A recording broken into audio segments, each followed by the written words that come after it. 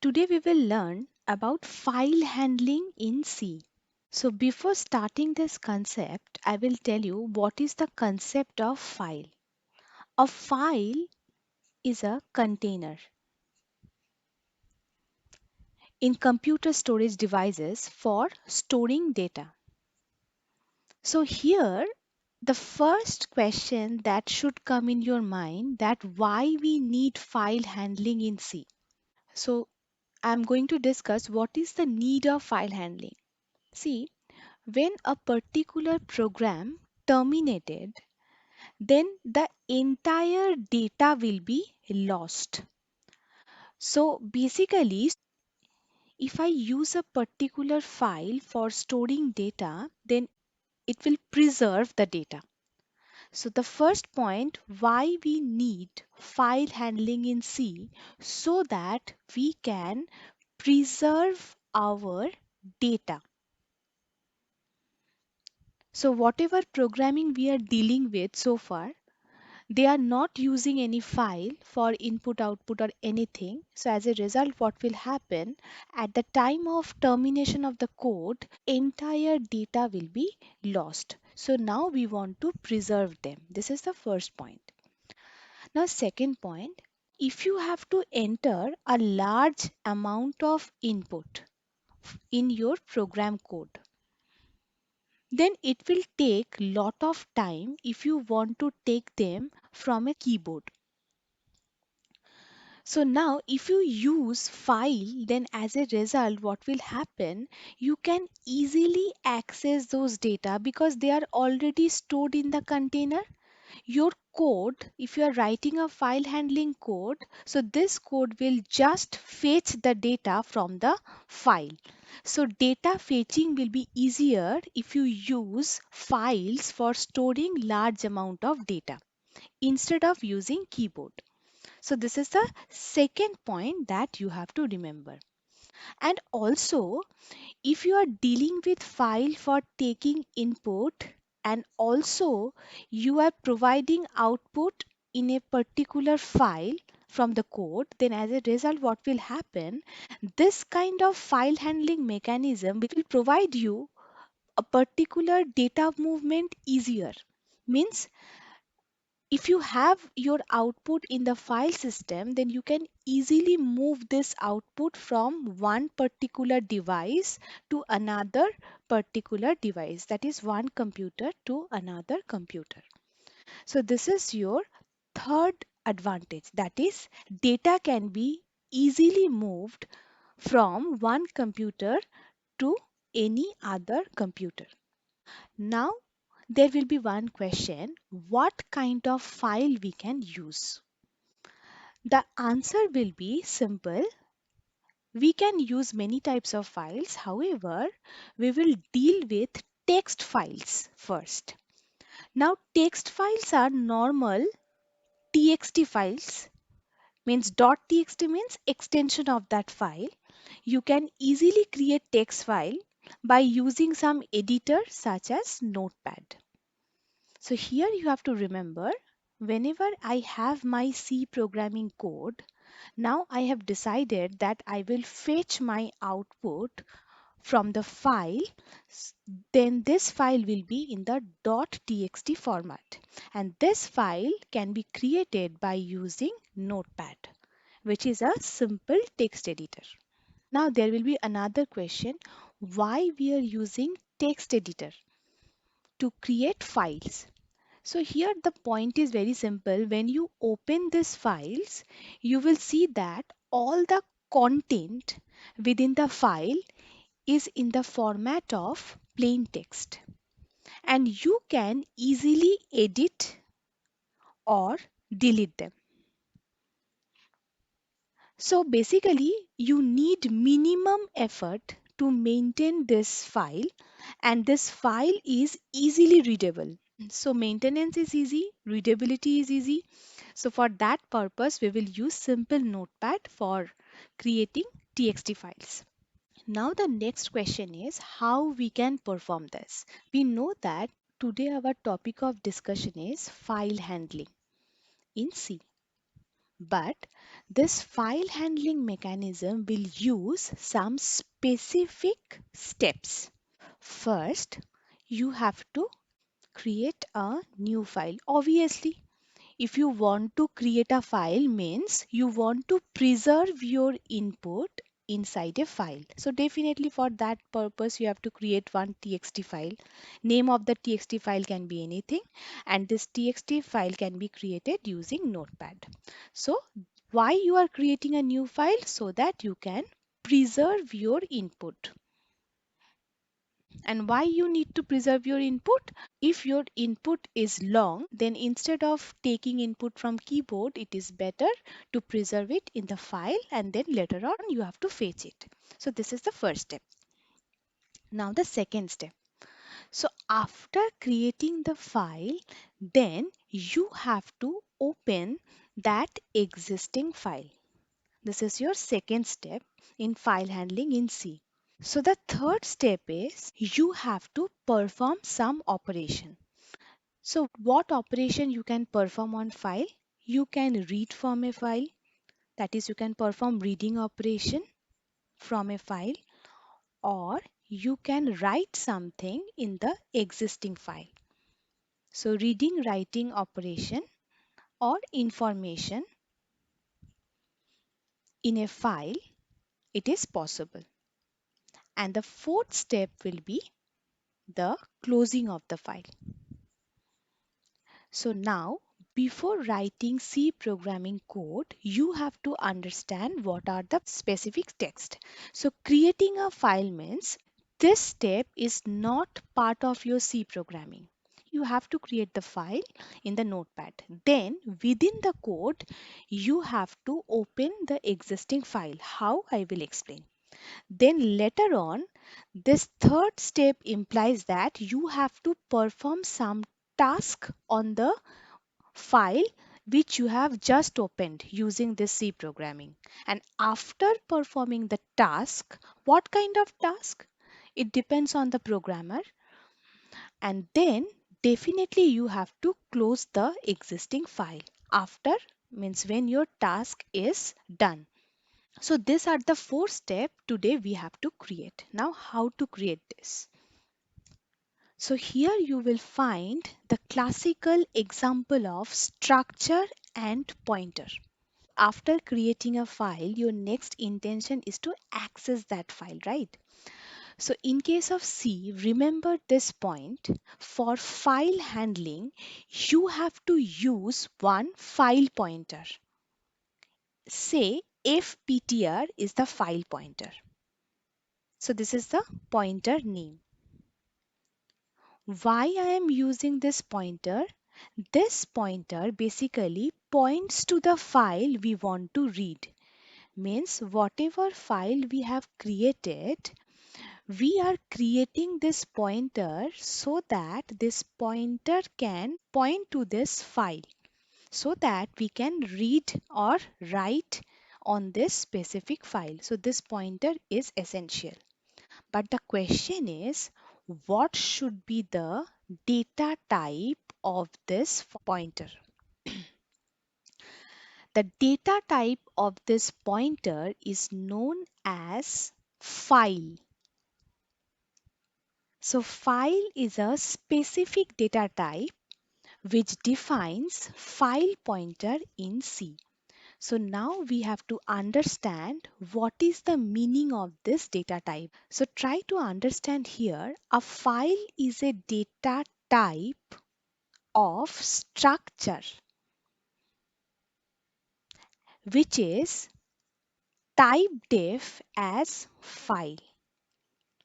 So what kind of data type it is? It is of structure type. However, we know that if the structure name is long, then we can use typedef so that we can provide some shorter name. So here file is a data type of type structure and typedef as file.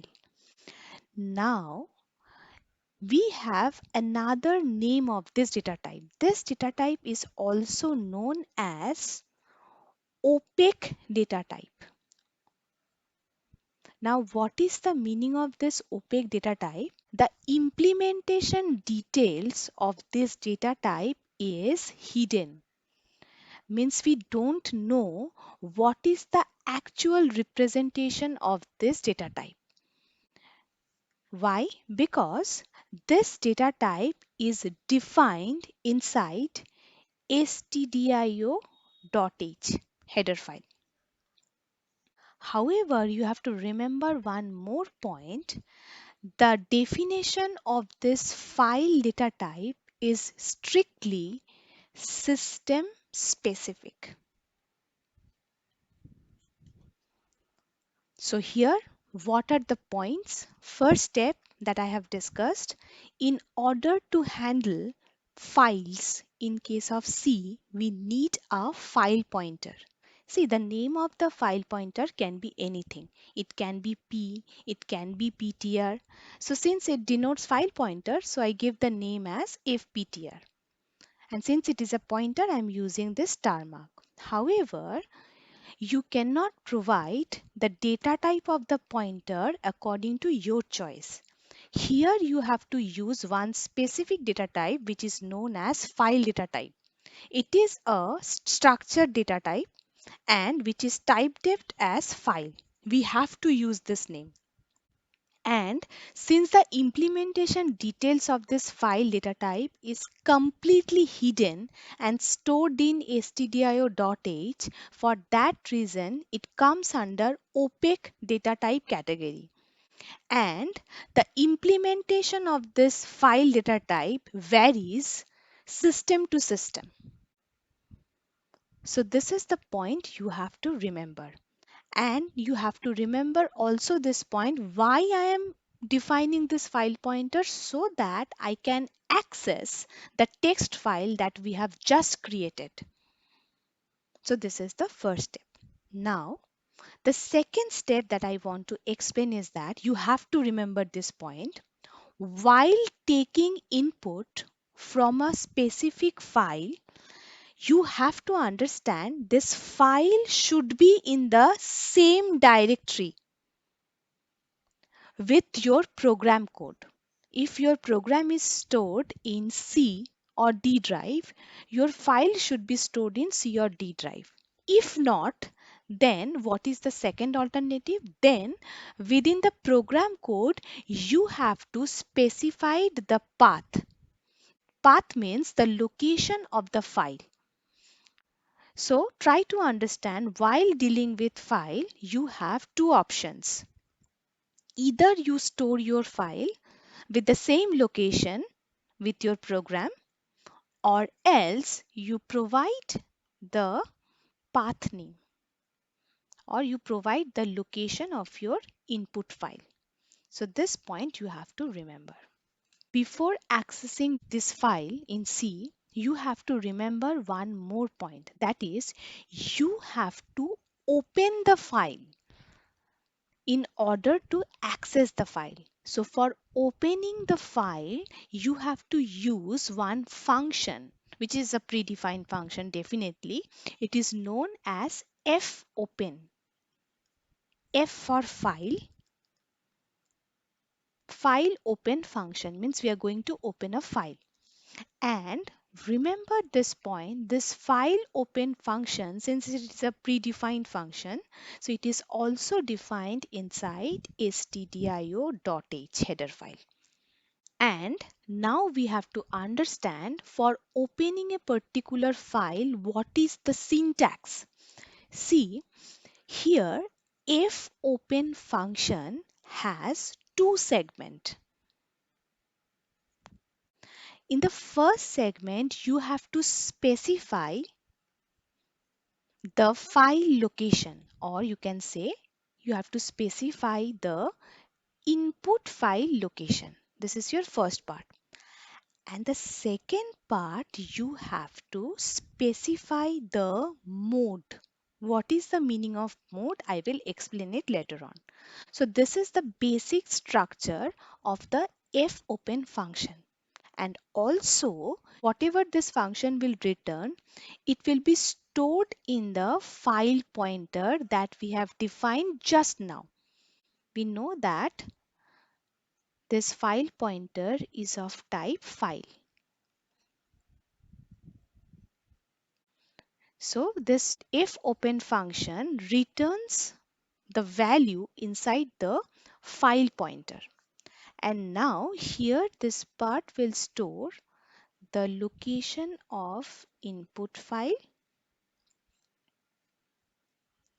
and this part will store the mode, and this mode must be written within double quotes, and also the location of the file should be written inside double quotes. Now how we can specify this? So we have to write the file pointer name only without that star symbol, and then if open, say my file is stored inside C drive. So I will write C colon, you have to use double slash. If you use single slash, it will give you error, because whenever we specify any path, you will find that generally single slash is used. So you have to remember, for any programming language, whether you are working in C or whether you are working in Python or anything, whenever you are providing the file location, you have to use double slash. So first the drive name, then double slash, then the name of the file. Say the name of my file is prog.txt, because we have to store our file in the notepad, and notepad will have the extension .txt. So this is the location. Then we have to use comma, and then we have to use the mode. Say here I am using mode as W. So what is the meaning of W? This mode specifies what we are going to do with that file that we have just opened. So W means we want to open the file for writing. However, try to understand, after opening, this W mode also specified if the file exists, means whatever file I want to open, that is prog.txt, is already created, then the content of the program file can be overwritten, means edited. So whenever you are asked that what is the meaning of mode W, the meaning of mode W is whatever file I am creating, I want to write on that file, means opening for the purpose of writing. And then the next point is, you have to remember the second purpose is you want to edit the content. So editing the content in a file is also known as overwriting the file content. However, you have to also remember you have another mode which is also known as W plus. W plus means instead of W, if you write W plus mode, it means we are opening the file for the purpose of both reading and writing. So this is my first intention. So what is the definition of a mode? So this mode will tell you what you are going to do with your file. Also, there is one popular mode which is also known as A. A means the data is added to the end of the file, means whatever file you have opened, you can add more data at the end of the file. And also remember one point here, if the file on which you want to perform append operation, if this file does not exist, then this mode A does what? It will first create the file and then it will add something. So you have to understand a twist here. So whenever the function of mode A will be asked, there will be two purpose. First, the basic purpose is I am assuming that my file is already created. If your file is already created, then it will add content at the end of the file. However, in the second case, if the file is not created, then it will create the file first and afterward it will add some data. So this is the purpose of append mode. So here at this point you can write any of the mode. So you have so many modes. For reading purpose, if you want to just read the file, you can use R mode. So we have several kinds of modes here. So this is your second step. So file pointer is created, and then we have used, for the purpose of using that file, we are just open the file using fopen function, which is defined in stdio.h header file. And this is the syntax of the fopen function. Now consider one situation, that suppose the file prog.txt, it does not exist. So in the previous discussion, I was trying to open this prog.txt file. So now assume a situation that this file does not exist. So then what will happen? It may happen that this file does not exist in the location where I have specified. So first, if opened will create the new file in that specified location, and then it will start writing, because I have mentioned writing mode. So since writing W mode is specified, so first it will create the file and then it will use the file for the purpose of writing.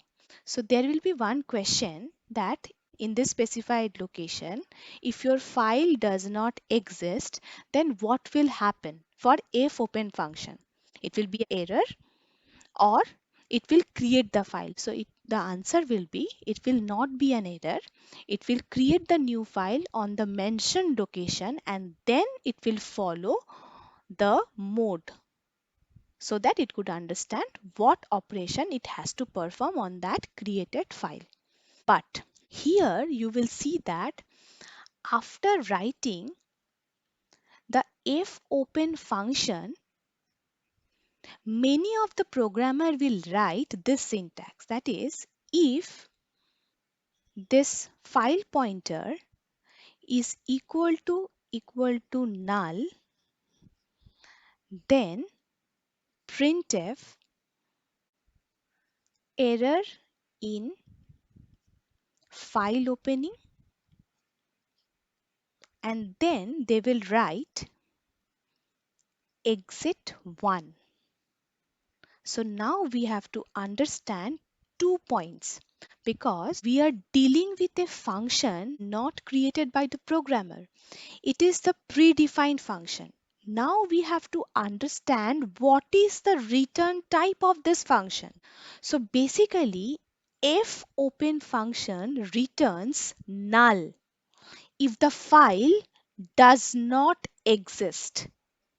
So this point you have to remember. Just now I have discussed that if you have mentioned a specific file location, fopen function, if find that file, then it's okay. It will start its operation according to the mode. However, if the file is not found in that location, it will create that. But here try to understand, the file is found or not. This kind of test case you can also implement in your code.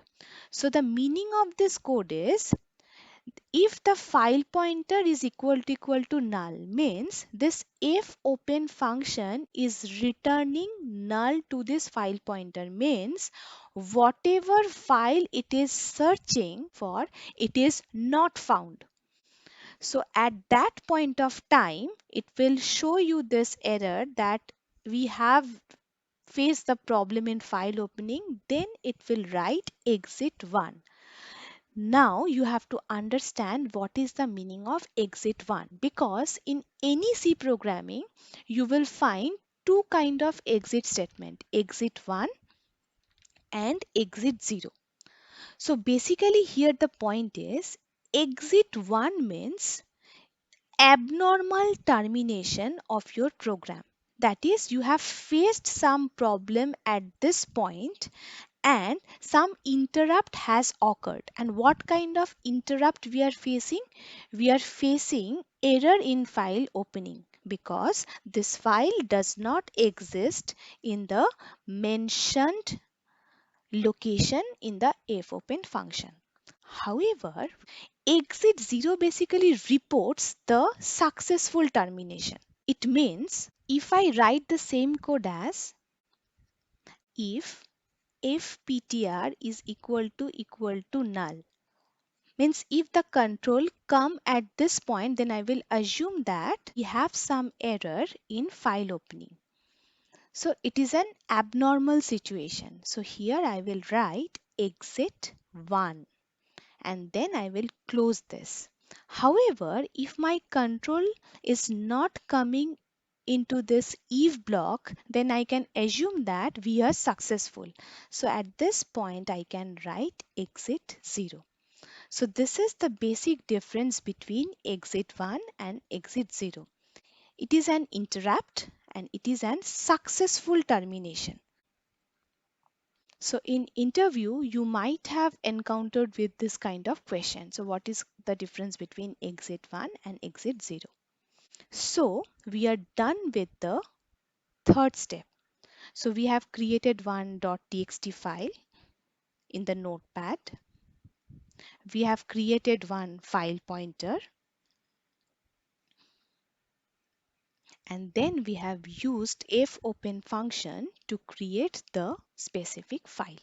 So now we have to encounter with the fourth step, that is we are going to perform some operation on that file. Say within that file I am just using printf so that I could enter a number and then I will take the number as scanf. Then I will write the specifier and then I will write the variable name. So here my task is just simply take one variable as an input. Now to print this input, I can use printf because I have just used printf. However, for file, I can also use fprintf function. Now we have to understand how this fprintf function is used. See, fprintf function and printf function is similar. But for file, this fprintf function is exclusively used. Now this xprintf function will have three sections. In the first section, you have to write the name of the file pointer that you are using.